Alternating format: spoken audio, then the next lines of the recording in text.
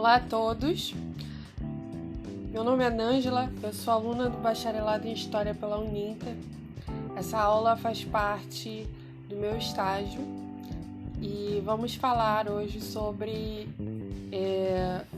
as heresias que aconteciam na época dos primeiros séculos da Igreja Cristã e como que a Igreja se estruturou teologicamente a partir dos pais da Igreja, no caso, os pais apologistas, como que formou o credo e como que foi a formação do cânon sagrado, a Bíblia Sagrada.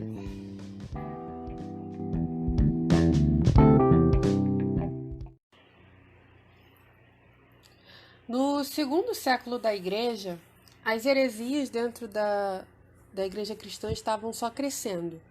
A gente conseguia ver algumas coisas no Novo Testamento já, com o apóstolo Paulo falando acerca disso e outros apóstolos também, mas nada se comparava ao que a gente teve depois da era apostólica.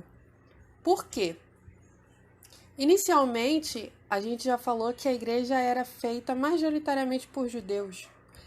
E essa questão ela é muito importante porque a gente tem no judaísmo uma prática de religiosidade sendo construída na vida do indivíduo desde quando a pessoa era criança.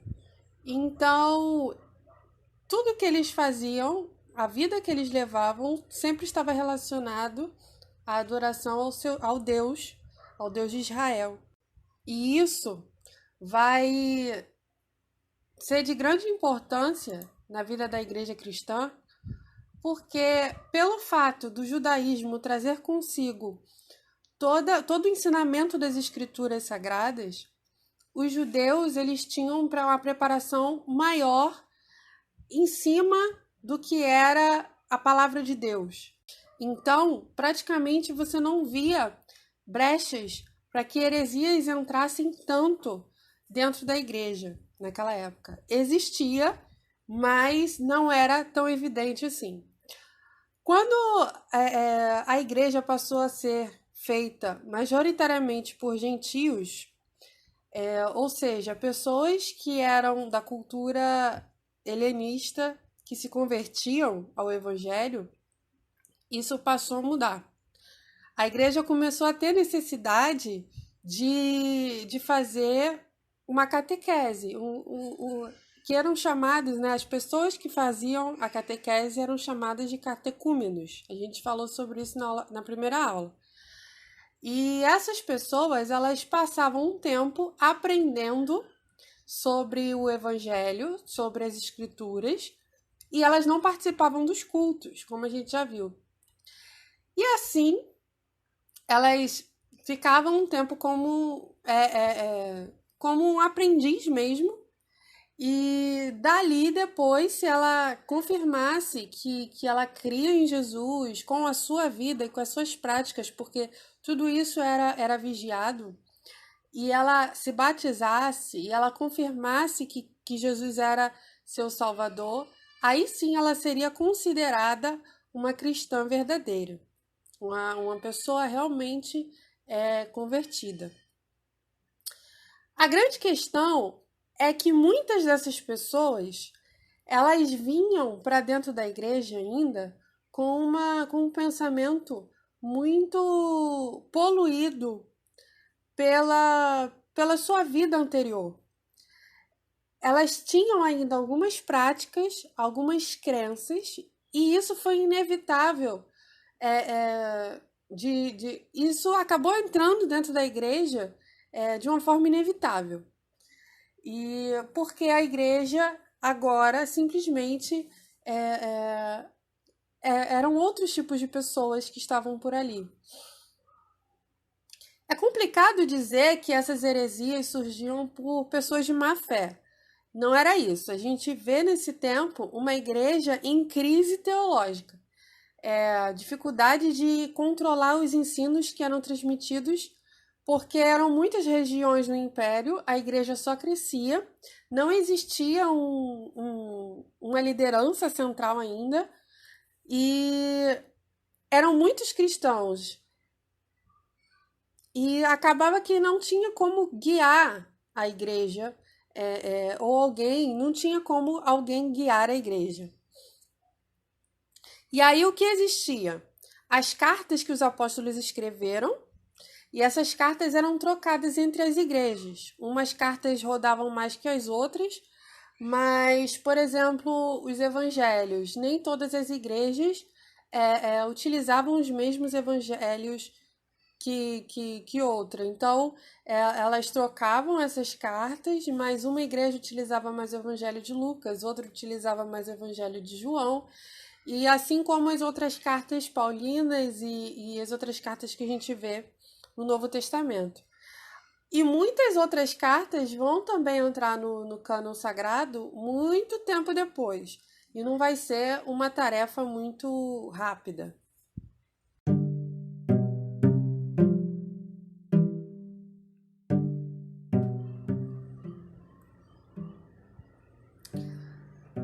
Uma das heresias que existia naquela época e que existia tanto dentro quanto fora da igreja era o gnosticismo. O gnosticismo foi uma das mais perigosas heresias daquele tempo, e ele vem da palavra gnosis, que quer dizer conhecimento. Segundo os gnósticos, a salvação era concedida àquele que obtivesse um conhecimento especial. A salvação era a grande preocupação dos gnósticos. Ou seja, eles acreditavam que para você obter a salvação, você tinha que ter esse conhecimento especial. Mas vamos nos aprofundar mais. Eles criam inicialmente que toda a matéria era má, ou seja, eles criam que a criação era ruim. O propósito era então escapar desse corpo e do mundo material. O mundo material era como um exílio para eles e não era o verdadeiro lar. É como se o corpo fosse um cárcere para o espírito e um obstáculo para a salvação. Então, o nosso espírito era bom, seria bom na visão deles, o espírito seria algo bom, e o corpo, toda a matéria, toda a criação é má. É isso que o gnosticismo ensinava. Eles acreditavam, na verdade, que a realidade mesmo era o mundo espiritual. Existia um ser supremo que não teve nenhuma intenção de criar o mundo material, mas sim, no caso, ele queria criar o espiritual. Assim, teriam sido criados muitos seres espirituais e um deles foi o causador desse mundo. Esse ser em questão era chamado de Sofia, ou sabedoria, que quis produzir algo por si só e resultou entre aspas, num aborto do espírito. Aqui, a criação divina ela é completamente negada. Sendo criado por um ser espiritual, o mundo sendo criado por um ser espiritual, ficaram algumas porções ou restos do espírito que estariam dentro dos corpos humanos e era necessária uma libertação desse espírito dentro dos nossos corpos.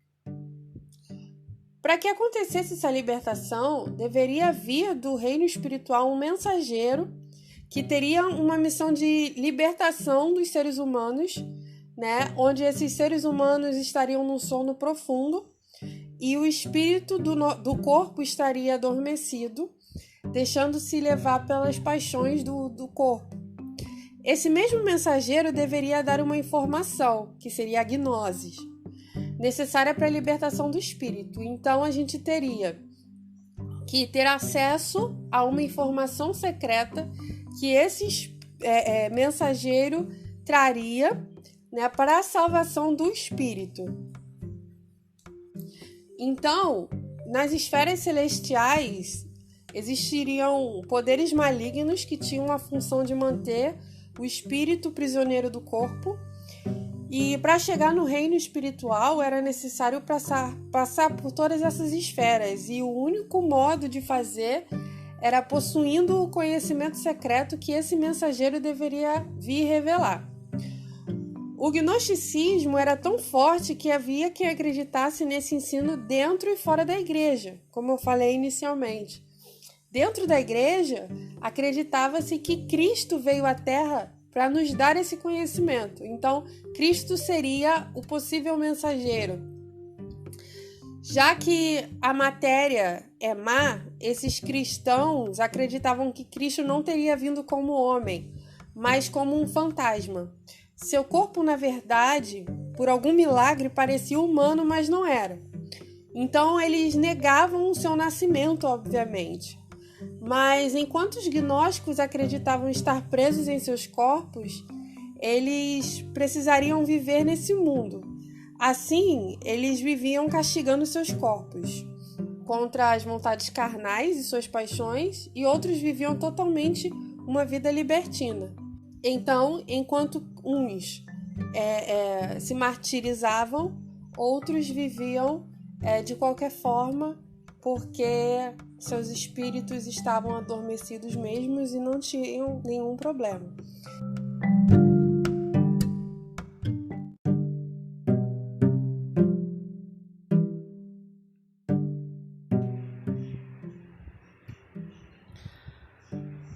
Outra heresia que esteve dentro da igreja foi a heresia marcionita, que foi iniciada por um homem chamado Marcião.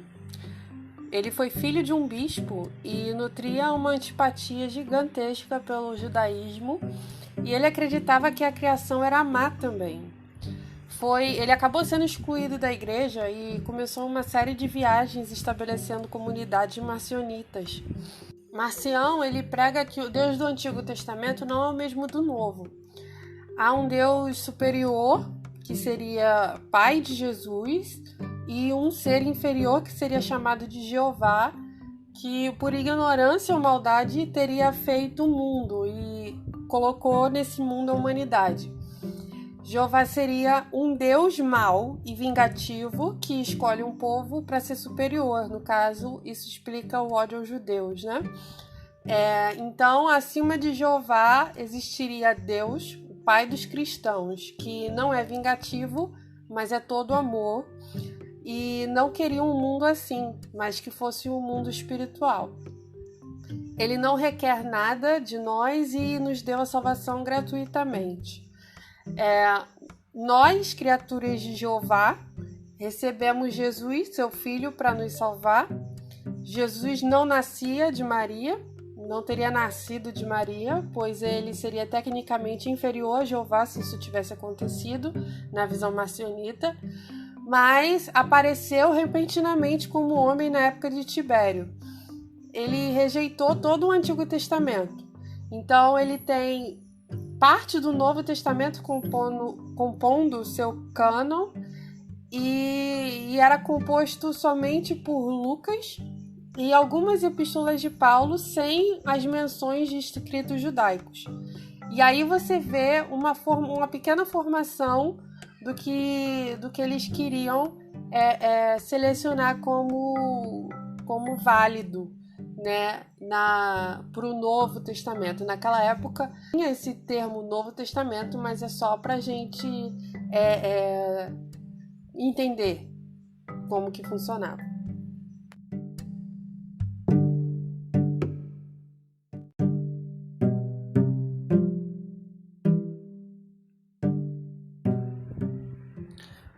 Quando o gnosticismo perdeu a influência e foi considerado uma heresia, além de também uma religião independente, naquela época, surgiu o maniqueísmo.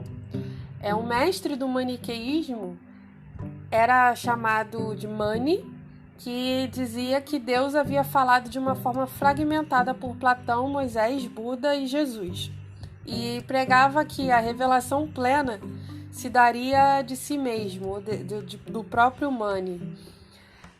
Ele almejava uma religião universal, unindo zoroastrismo, budismo e cristianismo, e afirmava que os apóstolos corromperam os ensinos de Jesus e que ele estava transmitindo, no caso Mani, estava transmitindo a verdadeira mensagem, uma verdade pura.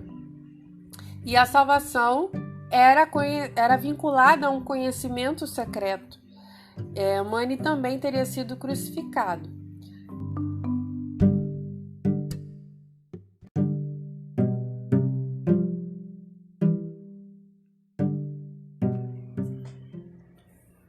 O montanismo, no caso, vem de uma pessoa que era chamada de Montano. Ele era auxiliado por duas profetisas também, chamadas Priscila e Maximila, que elas afirmavam que havia chegado a era do Paráclito, que eles chamavam, que eles acreditavam que finalmente o Espírito Santo estava falando por meio de profetas. E a tarefa desses profetas era preparar o caminho de Jesus para a sua segunda vinda e a instauração de um milênio literal terrestre. Eles acreditavam que viviam os últimos dias e viviam uma vida moral religiosa bem rigorosa e buscavam se martirizar. A seita se espalhou pelo norte da África e Ásia Menor. Eles afirmavam o credo, né? Por isso que eles estavam dentro da igreja. A igreja os rejeitou por utilizarem as profecias como se fossem maiores que as escrituras. Não acreditavam na autoridade de Jesus e do ensino apostólico, e também não acreditavam no cânon fechado. No Concílio de Constantinopla, os montanistas foram considerados pagãos.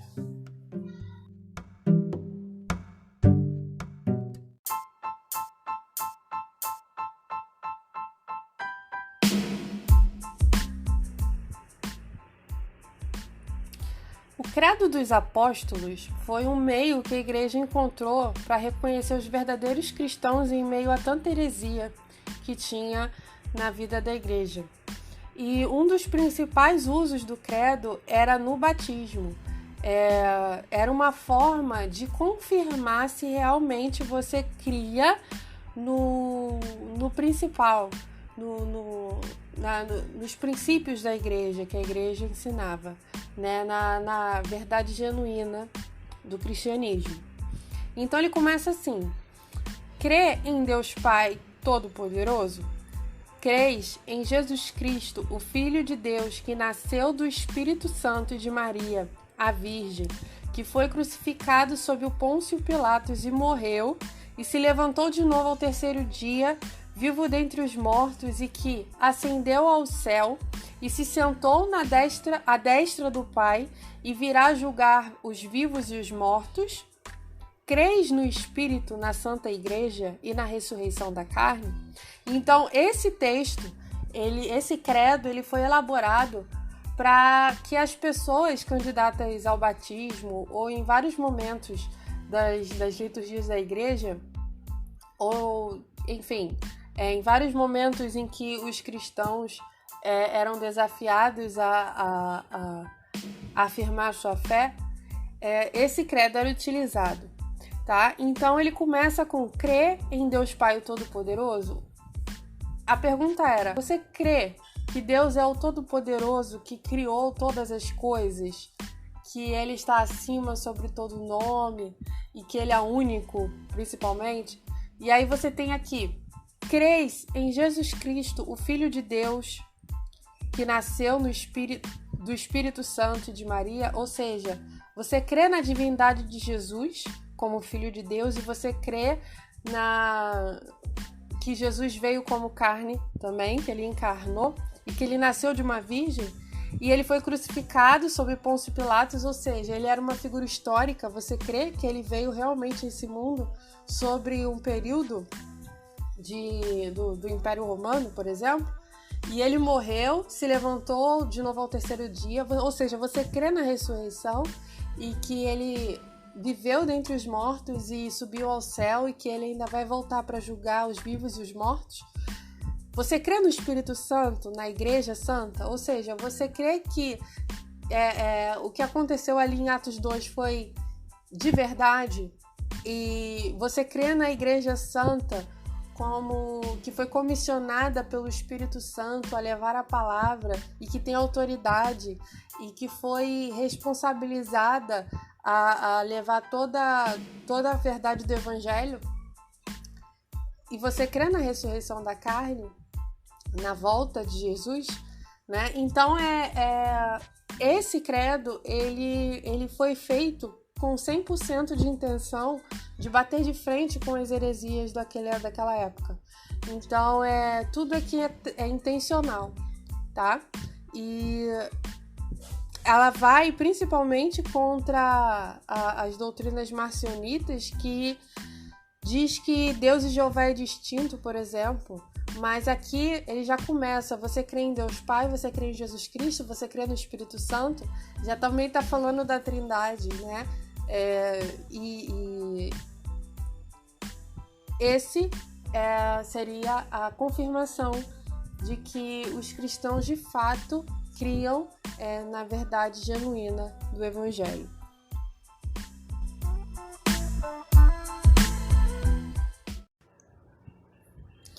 Quando a gente fala sobre as Escrituras, a igreja tinha apenas a Septuaginta, que é a versão grega do Antigo Testamento. Era uma versão traduzida do hebraico e do aramaico para o grego. Então, era essas escrituras que é falada no Novo Testamento, em Atos dos Apóstolos. Era essa as escrituras que os apóstolos mencionam o tempo inteiro, a Septuaginta. Essa Septuaginta, as escrituras eram lidas nos cultos, os evangelhos e algumas cartas dos apóstolos, principalmente de Paulo, eram lidas nos cultos. Mas em algumas igrejas eram lidas umas cartas e evangelhos e em outros escritos, como eu falei inicialmente. Não havia uma unidade assim. Então, devido a tudo que acontecia na igreja com essas heresias que estavam rondando a igreja precisou entrar num consenso. As principais cartas e evangelhos mais utilizados foram então reunidas. Não houve uma reunião específica para que isso acontecesse, mas foi feito com o tempo. Alguns livros que eram utilizados também caíram no desuso, outros foram discutidos por bastante tempo antes de serem selecionados. E isso explica o porquê alguns livros, algumas cartas, estão no Novo Testamento e outras não. Os 4 evangelhos eles foram escolhidos, cada um com as suas diferenças e singularidades, porque foram escritas por pessoas diferentes, mas de modo que toda a doutrina da igreja tinha apoio não somente em um evangelho, mas em vários. E isso trazia mais credibilidade para a igreja. Acontece que muitos grupos marcionitas seguiam seus próprios evangelhos. Um deles era o Evangelho de São Tomé. E eles acreditavam que o grande segredo que Cristo veio trazer estava escondido com algum apóstolo. Então, qual foi o critério utilizado pela igreja para a escolha dos livros do cânon sagrado do que seria hoje o Novo Testamento? Principalmente a apostolicidade. Só eram aceitos os escritos diretos dos apóstolos. Então, as cartas de Inácio de Antioquia não vão entrar, Policarpo de Esmirna não vão entrar. Elas tinham sua importância, mas elas não são consideradas pela igreja, então, como revelação divina e inerrante. Você tem, então, esse reconhecimento de autoridade pela igreja primitiva, por causa da apostolicidade, e a harmonia com os livros em si, né? Quais os livros que demoram um pouco a entrar? O próprio Apocalipse demorou bastante para entrar nessa lista do Novo Testamento. Hebreus também, a gente não tem conhecimento de quem foi o autor da carta aos Hebreus, tá? Mas Hebreus acabou entrando. Por mais que exista a desconfiança de que alguém que não fez parte como apóstolo tenha escrito, mas tem a possibilidade ou de Lucas ou do apóstolo Paulo ter escrito essa carta. E ela acabou entrando na lista de selecionados ao Novo Testamento.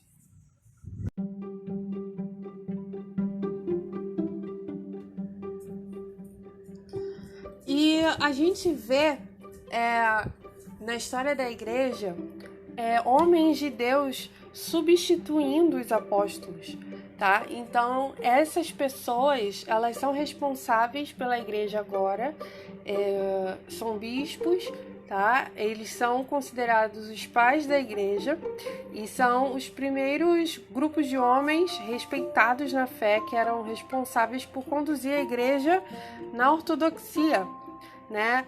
Depois da era apostólica. Então eles vão trocar cartas assim como os apóstolos fizeram e vão pastorear a igreja com temas falando sobre a necessidade da comunhão, do cuidado mútuo, do cuidado com as facções e principalmente dessas heresias. E para que também todos os crentes fossem fiéis em meio a tantas perseguições. Então você vê todo esse tipo de problema numa igreja, principalmente após a Era dos Apóstolos.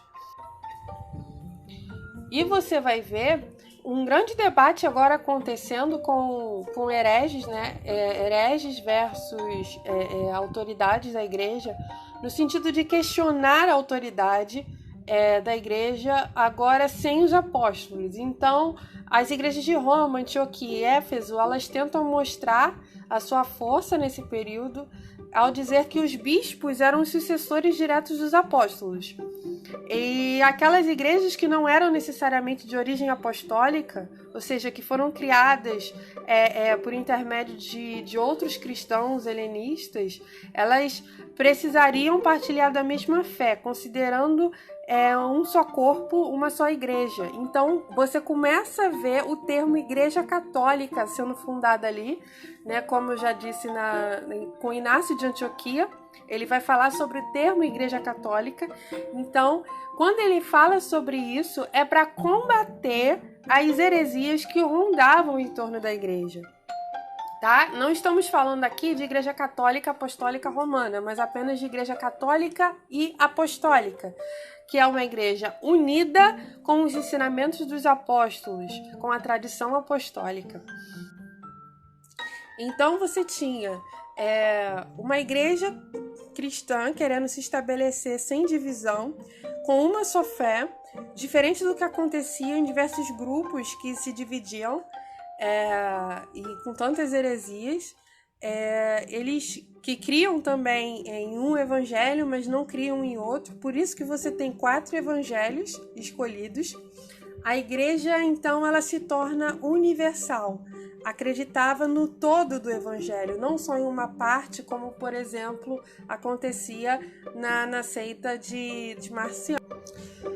E aí, diante de tantos ataques contra o evangelho, né, contra o ensino genuíno dos apóstolos, vão surgir dentro da igreja uma segunda categoria de homens que também vão ser considerados pais da igreja, mas diferente dos pais apostólicos, vão surgir os pais apologistas, que vão ser pessoas, vão ser intelectuais que vão desenvolver a teologia e vão lutar contra os ensinos heréticos. E eles vão trabalhar principalmente nos debates. Eles não vão atuar diretamente nas igrejas, com os membros em si, mas eles vão para a academia, eles vão contra os filósofos, eles vão contra alguns judeus também que ainda existiam naquela época, que falavam contra a igreja. Eles vão contra essas classes de pessoas.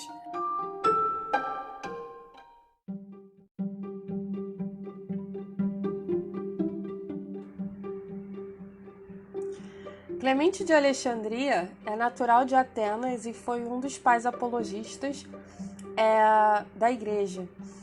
Essa cidade ela é famosa por seus filósofos, mas a sua vida acontece mesmo em Alexandria, que foi a cidade que ele recebeu a formação teológica no Egito.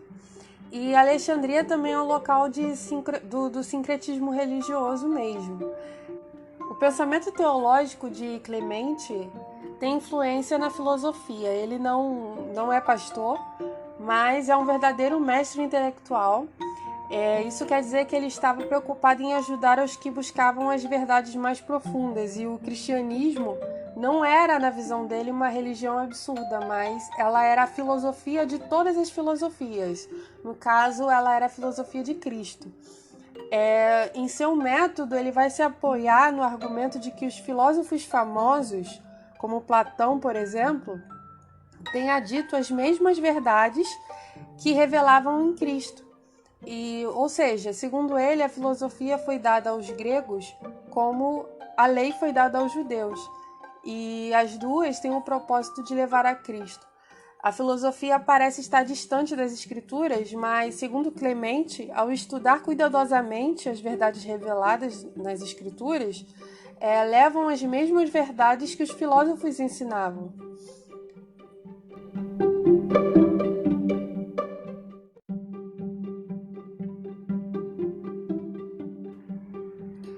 Irineu de Leão foi discípulo de Policarpo, natural da Ásia Menor, nasce por volta do ano 130 e se muda para Leão, que hoje é a França.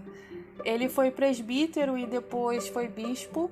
Ele, na verdade, era pastor e não tinha interesse em conhecimento filosófico, mas procurava dirigir a igreja na sã doutrina. Ele refutava as heresias e instruía os crentes. Duas obras de Irineu são a demonstração da fé apostólica, que você pode procurar, e a refutação da falsa gnosis, também, que você pode procurar. Eu separei aqui uma citação que fala acerca da sua teologia, que diz assim: Irineu é, antes de mais nada, pastor. Desse modo, ele mesmo concebe a Deus como um pastor. Deus é um ser amante que cria o mundo e a humanidade, não por necessidade nem por erro, como pretendiam os gnósticos, mas por causa do seu próprio desejo de ter uma criação a qual amar e a qual dirigir, como o pastor dirige o seu rebanho ao redil. À luz dessa perspectiva, toda a história aparece como o processo mediante o qual o divino pastor, no caso Deus, vai dirigindo a sua criação em direção à consumação final. A coroa da criação de Deus é a criatura humana. O ser humano foi criado desde o princípio como um ser livre e, portanto, responsável. Essa liberdade é tal que, mediante ela, podemos conformar-nos mais e mais à vontade e à natureza divina e gozar de uma comunhão sempre crescente com o nosso Criador. Mas, por outra parte, a criatura humana não foi criada desde um princípio em toda sua perfeição. Como pastor que é, Deus colocou o primeiro casal no paraíso, não em um estado de perfeição, mas como meninos, ou como crianças, entre aspas. O que isso quer dizer? É que Deus tinha um propósito de que o ser humano crescesse de tal modo em comunhão com Ele, que com o tempo chegasse a estar ainda acima dos anjos. Os anjos são seres superiores e nós somente provisoriamente. Quando se cumprir na humanidade o propósito divino, os seres humanos estarão acima dos anjos, pois gozaremos de uma comunhão com Deus mais estreita que eles. A função dos anjos é semelhante à do tutor que dirige os primeiros passos de um príncipe. Ainda por um momento, o tutor está acima do príncipe, mas com o tempo será subordinado a ele. Deus criou então a humanidade como crianças, para que fossem crescendo e se acostumando à comunhão com ele. Além dos anjos, Deus contava com as suas duas mãos, que seria o Verbo, Jesus, e o Espírito Santo, para dirigir e instruir a humanidade. Guiados por essas mãos, os seres humanos receberão instrução e crescimento, preparando-se cada vez mais para uma comunhão mais e mais íntima com Deus. Isso é o que Irineu chama de divinização. O propósito último de Deus é fazer-nos cada vez mais semelhantes a Ele. Isso não quer dizer que, de algum modo, nos dissolveremos na divindade, nem que chegaremos a ser iguais a Deus. Ao contrário, Deus se encontra tão acima de nós que, por mais que cresçamos em nossa semelhança a Ele, sempre haverá caminho para andar. Mas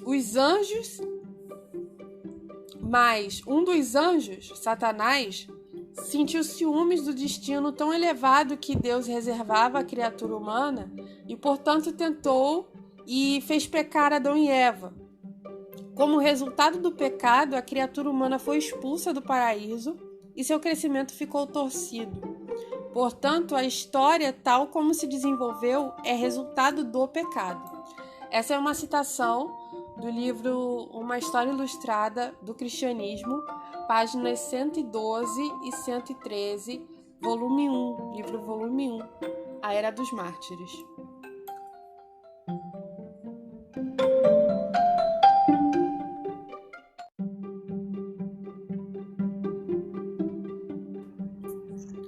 Tertuliano de Cartago, ele vai nascer na cidade africana de Cartago por volta do ano 150. Ele se converte ao cristianismo em Roma, ele retorna a Cartago e escreve uma defesa. E ele coloca os hereges como se estivesse no banco das testemunhas e ele as interroga. E ele quer chegar à conclusão de que até uma alma pagã é por natureza cristã. E ele só persiste em rejeitar o cristianismo, no caso a alma pagã, só rejeita o cristianismo por obstinação e cegueira mesmo.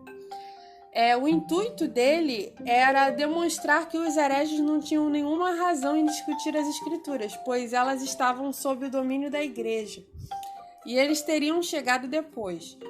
Esse argumento também foi utilizado pela Igreja Católica contra os protestantes no século XVI. Tertuliano ele vai ter uma linguagem bem irônica e lógica, e ele vai argumentar contra os marcionitas. O Deus da Igreja criou esse mundo com suas maravilhas, e ele vai desafiar, a algum deles a mostrar um insignificante vegetal feito por Deus. E logo ele pergunta sarcasticamente: em que se ocupava o seu Deus antes de se revelar uns poucos anos atrás? Será que não amava a humanidade até a última hora? É um dos argumentos que Tertuliano vai utilizar. Só que Tertuliano ele vai acabar se unindo ao movimento montanista, que o resto dos cristãos considerava herético, e os seus escritos detalham um pouco sobre isso.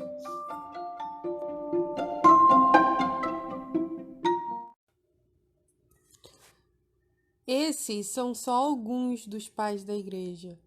Você pode conferir tudo na coleção patrística, disponível no link que eu deixei para vocês aí no grupo. E tem muita coisa. É só a ponta do iceberg de tudo quanto essas pessoas deixaram para a teologia, para contribuir com a teologia. Lembrando que essas pessoas, elas contribuíram para a teologia, entretanto, o conteúdo delas não é canônico. A Igreja Católica trata esses escritos com grande valor, mas a Igreja Protestante em si já vai ter algumas considerações diferentes, tratando-se dos escritos dos pais da Igreja. Tanto é que você vai ver, por exemplo, Orígenes, que é um deles, Orígenes também vai se desviar do caminho e vai trilhar por caminhos um pouco heréticos também. Então, você tem que analisar, ler o material, entretanto, você tem que ter o pleno conhecimento do que é genuíno, evangelho genuíno, e daquilo que não vem a ser, tá certo? E a aula de hoje é essa. Deixem suas considerações no grupo, tá? Se você o que mais chamou a sua atenção nessa aula. A aula que vem nós já vamos entrar na era de Constantino, quando as coisas começam a desandar na história da igreja, e para depois a gente entrar em Idade Média, com a queda do Império Romano, e é isso aí, tá bom?